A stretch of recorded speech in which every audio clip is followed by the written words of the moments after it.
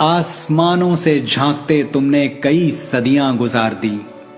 अब धरती को बना लो अपना धाम, घर आ जाओ राम। हमने रख दी है तुम्हारे भवन की आधारशिला, उसी अयोध्या में जहां तुमने जन्म लिया तुमको देवत्व मिला। घर आ जाओ राम, अब तुम बेघर नहीं रहे। सरजू के तट फिर से तुम्हारे हुए, अवध के खेत खलिहान पोखर पनघट फिर से तुम्हारे हुए। पधारो अपने निवास में और क्षमा कर दो हमारी वो भूल जो अंकित है इतिहास में।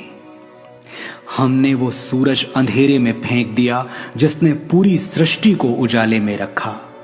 कैकेयी ने तो सिर्फ 14 बरस का वनवास दिया था, हमने 37 साल तुम्हें ताले में रखा। और तुम्हें निर्वासित करके हमें मिला क्या? एक ऐसी दुनिया जहां खुली हवा में भी दम घुटे। मानवता अहिल्या की तरह पत्थर हो चुकी है राम, तुम आके पैरों से छू दो तो शायद जी उठे। तुम तो सूर्यवंशी हो, हमें याद है तुम्हारा शौर्य तुम्हारा साहस।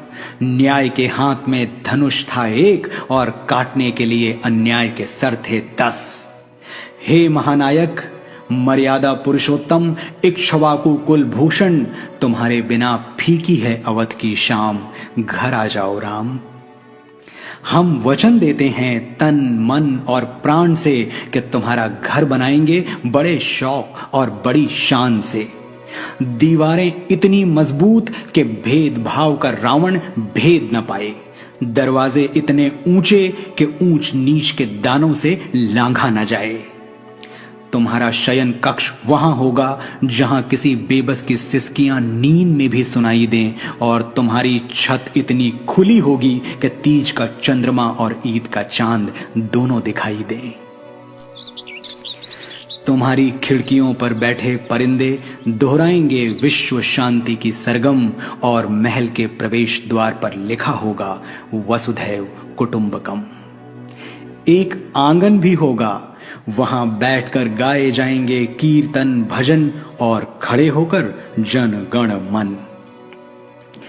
तुम्हारी प्राचीरों पर जलती मशालें मौन घोषणा करेंगी कि अब कहीं किसी कमजोर का छप्पर फूंका ना जाए। सीता की रसोई भरी होगी अनाज और अनुराग से, ताकि राम की चौखट से कोई भूखा ना जाए। हमने रख दिया तुम्हारे भवन की नींव में पहला पत्थर, अब और न सताओ धनुर्धर। अनगिनत केवटों शबरियों सीताओं को प्रतीक्षा है तुम्हारी, घर आ जाओ मेरे राम, मेरे मंगल भवन अमंगल हारी।